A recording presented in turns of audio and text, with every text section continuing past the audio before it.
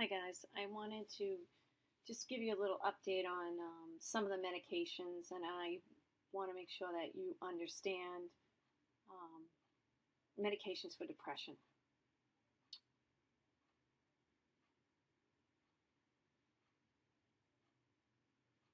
As I said, you want to make sure you do a complete physical with focus on endocrine, cardiac, neurologic, and psychiatric. You want to look for evidence of contributing medical or neurologic disorder, which is really, really important. We want to miss anything that's medical, and we don't want to diagnose someone that potentially is medical and not psychiatric. Some of the differential diagnoses are neurologic or degenerative CNS diseases and dementia. Also, I talked a little bit about medical comorbids, liver, renal failure, malignancy, chronic fatigue, fibromyalgia, and or lupus could be a differential, as well as pernicious anemia. And then medications with substance misuse could affect their mood, and patients oftentimes present with depression, yet they're struggling with substance misuse. And once you treat the substance misuse, the depression tends to go away, period.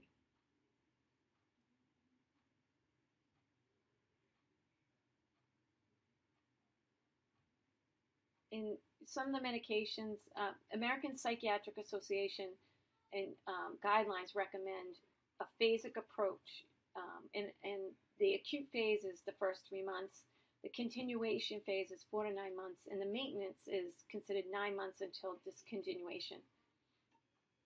The acute phase really is a full evaluation, including risk to self and others, with the selection of appropriate treatment setting. Does this person belong in the hospital? Is this person at risk to her or himself or to others? Or is this person incapacitated as to be unable to take care of themselves? Goals should be symptom remission with intervention based on the clinical picture and the availability of services. For mild to moderate depression, you want to use psychotherapies, which we talked about. For refractory or severe depression, medication is indicated. For patients not responding to medication alone, cognitive behavioral therapy should be initiated by a therapist. You want to continue to increase dosage every month until symptoms are in remission, period. Full medication effect should be complete in 4 to 6 weeks. I don't recommend you augment with a second medication without consulting someone. So if you are going to do it in your office because your patient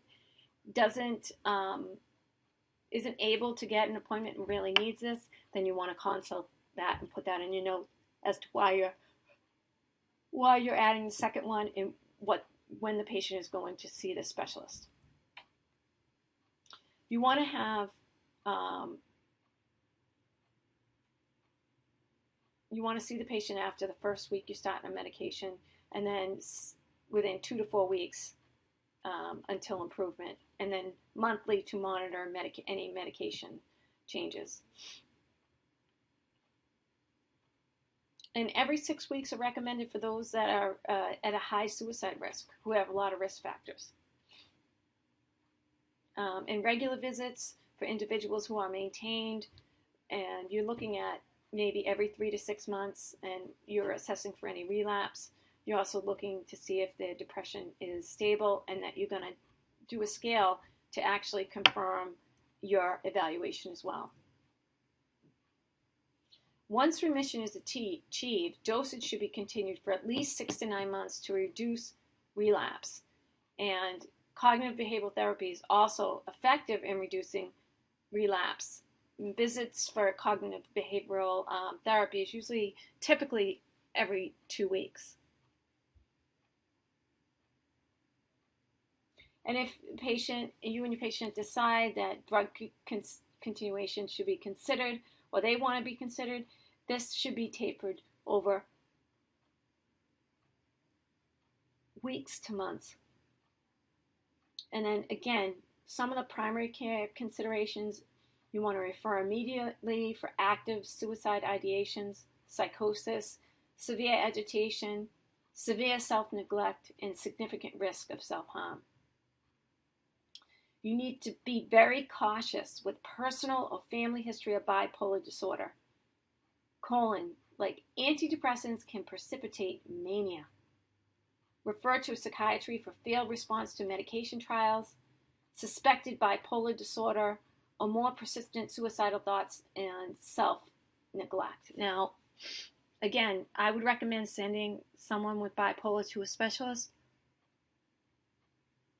That might not be reality in your practice, but know that you're going to see this person on a daily basis if you're managing bipolar until they see a specialist.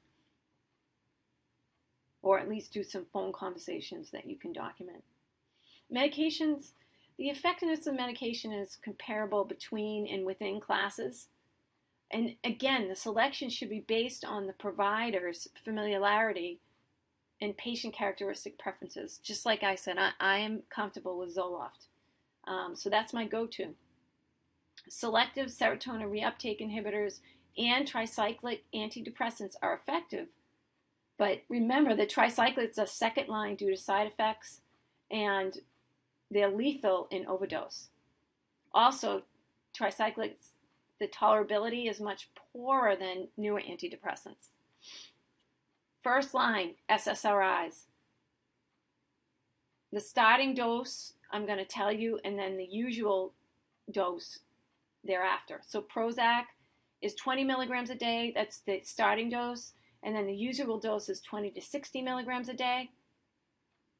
Zoloft, 50 milligrams a day. 50 to 200 is the range, but the starting dose is 50. Paxil, starting dose of 10 milligrams a day. And the range can go from 20 to 50.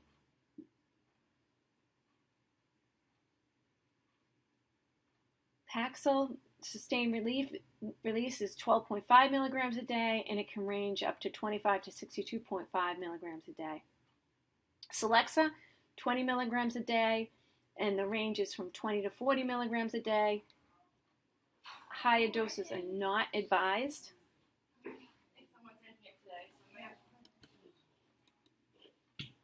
Yeah, we can go down here. It's okay. Can you go down here with us? Go with me.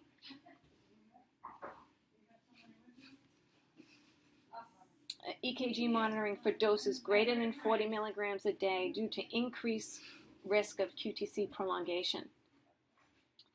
So that's with Celexa. So 20 milligrams starting dose, you can go from 20 to 40. Higher doses are not advised.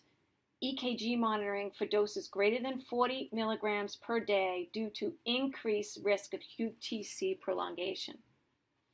Lexapro, 10 milligrams a day. The dose is from 10 to 20 milligrams a day. Precautions for all antidepressants are abrupt discontinuation, which may result in withdrawal symptoms, dizziness, nausea, headache, and numbness.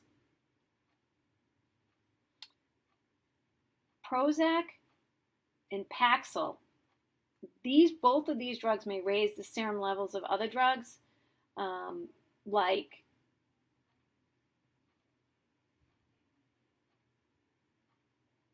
Lexapro and Zoloft. So you got to be very, very careful.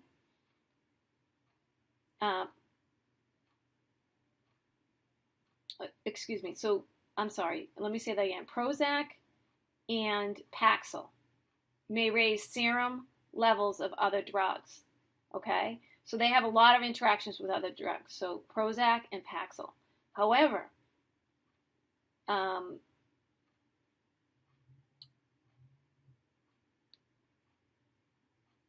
Zoloft and Lexapro have minimal to no drug reactions. So again, just like I said, I like Zoloft. It has minimal drug interactions. Common side effects of antidepressants are sexual dysfunction in 20% of patients, nausea, GI upset, dizziness, insomnia, headache. They typically resolve in the first week, so you want to just tell patients to make sure they eat breakfast before they take the medications. Some of the less common side effects are drowsiness, weight gain, emotional blunting, dry mouth. You want to start at lower doses for elderly and adolescents and those with comorbid conditions, those with panic disorder, or have significant anxiety, or have any liver conditions. So other antidepressants, the starting dose and usual dose. Effexor is XR, the starting dose is 37.5 milligrams, and the range is from 75 to 225 milligrams per day. Well, Butrin extended release, the starting dose is 150 milligrams per day, and it can range up to 150 to 300. You want to be careful about seizure threshold. It may cause a seizure when the threshold is greater than 450 milligrams per day.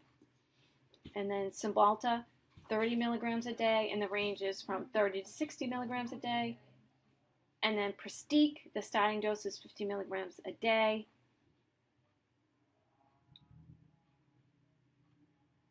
And the Tricyclics, the starting dose, I'll give you a couple, and the usual dose. Elavil is 25 to 50 milligrams a day, and the range is from 100 to 300. Pamelor, nortriptyline, is 25 milligrams a day, and it can range up to 50 to 150 milligrams a day. Desipramine, 25 to 50 milligrams a day is the starting dose, and then it can go up to 100 to 300 milligrams a day.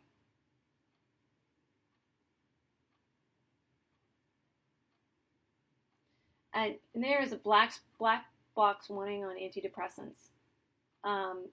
With increased risk of suicide when you start patients on, especially adolescents and young adults up to the age of 25 years who are treated with antidepressants.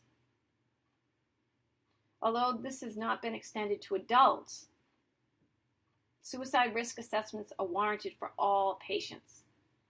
Also, another common side effect is serotonin syndrome, a rare but potential lethal complication from rapid increase in dose or new addition of a medication that works on the same receptors or has serotonergic effects, like similar to SSRIs. Also, what's considered safe in pregnancy are SSRIs, Zoloft. That's a very safe medication to take during pregnancy.